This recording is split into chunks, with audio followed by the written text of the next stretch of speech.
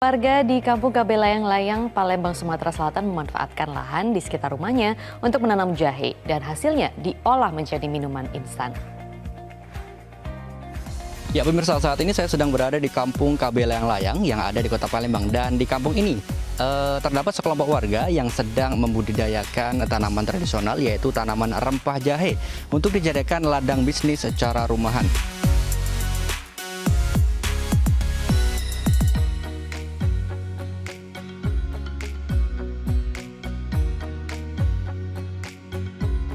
Ini merupakan salah satu contoh tanaman jahe yang dibudidayakan oleh warga yang ada di kampung ini.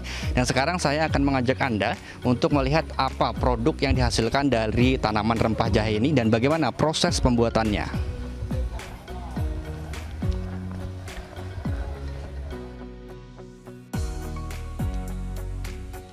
Bisnis jahe kemasan digagas oleh Kelompok Usaha Peningkatan Pendapatan Keluarga Sejahtera atau UPPKS di Kampung KB Layang-Layang yang anggotanya sekitar 10 orang. Hasil panen jahe kemudian diolah menjadi minuman instan.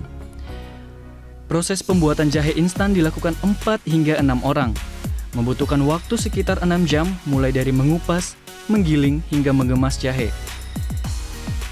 Biasanya warga memproduksi jahe 2 kali dalam 1 minggu. Dalam 1 kali produksi, mereka menghasilkan 35 bungkus jahe kemasan. Produk jahe instan kemudian dipasarkan di media sosial atau para langganan dengan harga Rp10.000 per bungkus kecil dan Rp30.000 untuk kemasan besar. Oh ya, jahe dalam kemasan ini sudah dicampur dengan rempah lain seperti jinten, kapulaga, daun pandan, dan lada hitam, sehingga rasanya lebih nikmat. Kami awal mula bekerja sama dengan salah satu universitas, berkolaborasi membuat minuman jahe instan ini dari bahan-bahan alami, dan kami teruskan usaha ini. Ternyata lumayan untuk pendapatan masyarakat dan juga kelompok kami di sini. Usaha jahe rumahan dilakoni warga sejak September 2019.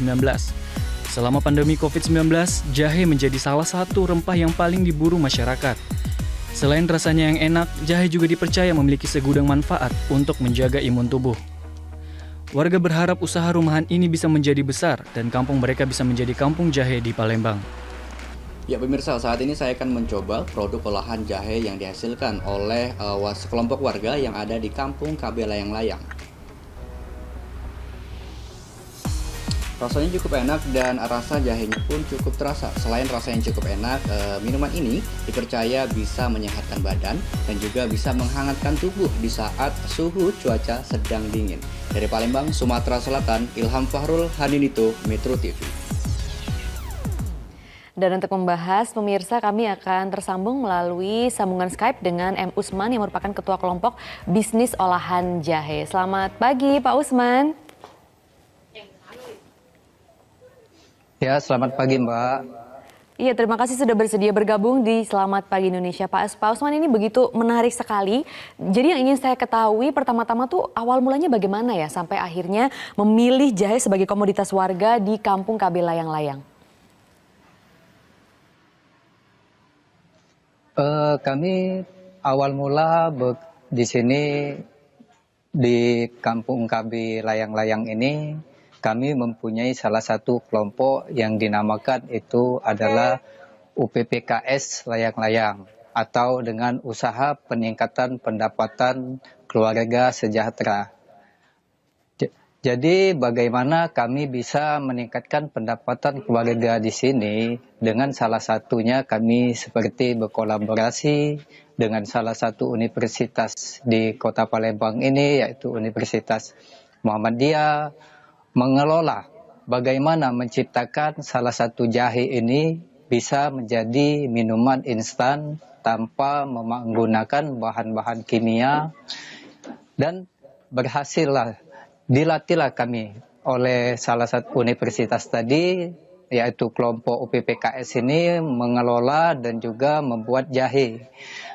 Berjalannya waktu, kami bekerja sama lagi dengan pemerintah bagaimana menanam dan menjadikan kampung ini menjadi kampung jahe, dan juga kepada masyarakat di sini menanam jahe. dapatlah lagi kami melalui dari dana CSR Keso Sumsel untuk memberikan kami bibit-bibit jahe, dan bibit ini pertama kami rangsang untuk masyarakat setempat agar mereka bisa menanam jahe, dan panennya kamilah yang membeli jahe mereka dan kami kelola untuk menjadi minuman wedang jahe, dan untuk pemasarannya itu di kelompok kami. Baik, nah tapi yang menarik lagi dari semua tanaman yang ada berbagai macam bentuk tanaman herbal di Indonesia. Kenapa yang dipilih oleh Kampung KB Layang-Layang ini adalah tanaman jahe? Dan ini berarti dirintisnya sejak kapan ya Pak?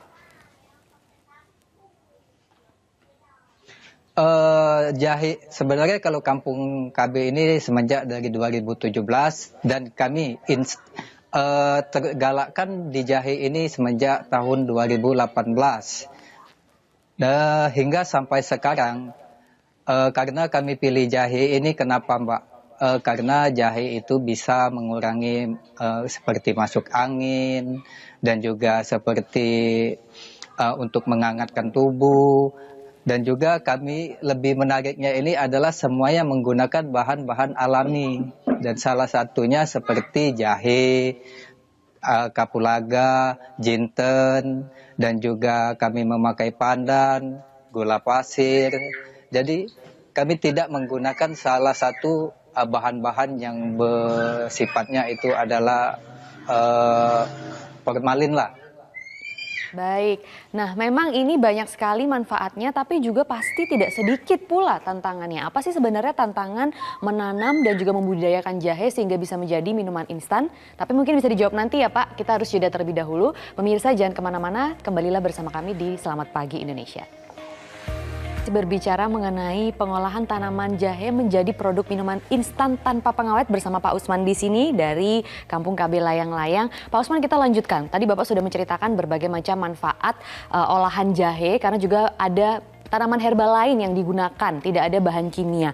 Nah, tapi sebenarnya apa sih Pak tantangan dan juga kendala yang dihadapi selama ini untuk bisa memproduksi tanaman jahe menjadi produk instan yang tanpa pengawet? Mungkin kalau untuk tantangannya, kalau seperti Pak Waria katakan tadi, kalau kemarin-kemarin tantangan kami mungkin di kendala juga di pemasaran untuk bagaimana memberi biar semua masyarakat bisa semua tahu, dan juga yang kedua mungkin tantangan kami kalau kemarin sering naiknya harga seperti jahe ini, tetapi kalau sekarang itu sudah kami hilangkan, dan kami sudah mengelola dari masyarakat ke masyarakat. Kami membeli mereka dengan harga yang sudah kami tentukan dan tidak ada lagi harga kenaikan, karena masyarakat di sini pada prinsipnya mereka saling bahu-membahu bagaimana bisa terciptanya bertumbuhnya peningkatan pendapatan masyarakat di kampung kami ini. Dan mungkin untuk kendala yang ketiganya ya kami juga mungkin seperti di musim ini ya, pandemik seperti corona ini, kalau sebelumnya kami bisa produksi itu dalam 1 minggu bisa 4 kali, kalau di semenjak musim COVID ini kami produksinya 1 minggu bisa hanya 2 kali Mbak. Mungkin itu kendala kami alami. Memang akan ada penurunan penjualan atau bagaimana Pak?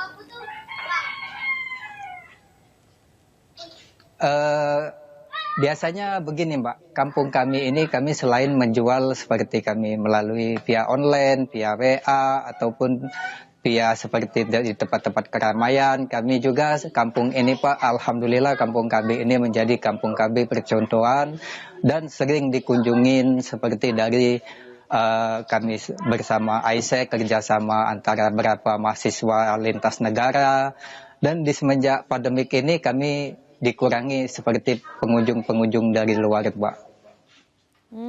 Oke, jadi produksinya bisa juga menurun karena itu ya, tidak ada kerjasama yang biasanya terjadi begitu Pak? Iya. Tapi kalau bicara mengenai tadi pendapatan, omset yang didapat sekali, itu Mbak, berapa ya Pak? Kami seperti kalau ini Mbak, kita punya salah satu contoh ini. Ini produksi kami ini senilai 10.000 ini kami. Satu kemasan ini kami kasih harga 10.000, ini bisa 3 kali konsumsi karena di dalamnya ini ada 3 bungkus yang siap seduh. Jadi bisa dibuat 3 kali. Kalau kami bikin seperti ini semua, seperti kami satu kali produksi itu bisa mencapai 40 bungkus. 40 bungkus ini kami kasih harga seperti 10.000 ini.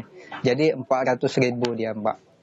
Jadi kalau dikalkulasikan seperti pendapatan UPPKS dari 400.000 itu ya mungkin bisa 50%-nya lah Mbak. Oke, nah ini sudah dijual kemana saja Pak?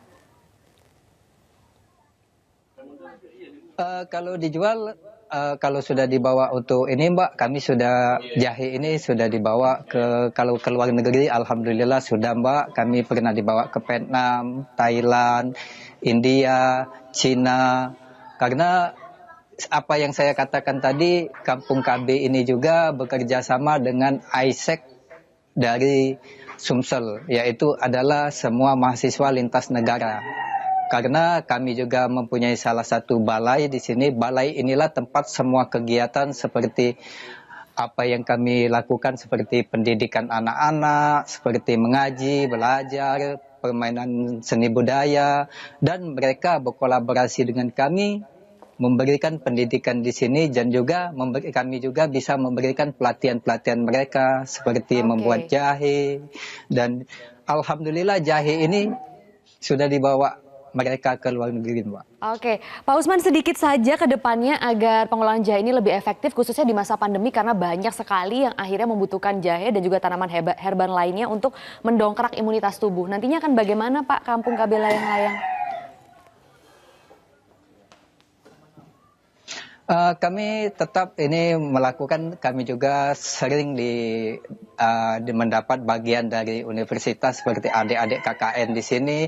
Kami melakukan tetap seperti keliling memasarkan jahe-jahe ini dibantu oleh mereka. Mereka juga membantu masarkan dan untuk saat ini sudah mulai agak meningkat pendapatan di jahe ini, Mbak. Baik, semoga bisa diteruskan dan semakin banyak warga yang terdampak perekonomiannya akibat apa yang Bapak lakukan dan mungkin bisa juga dicontoh oleh kampung-kampung lain untuk membudidayakan tanaman-tanaman ciri khas di kampung lain yang akhirnya bisa dijual. Terima kasih Pak Usman sudah berbagi inspirasi di Selamat Pagi Indonesia kali ini.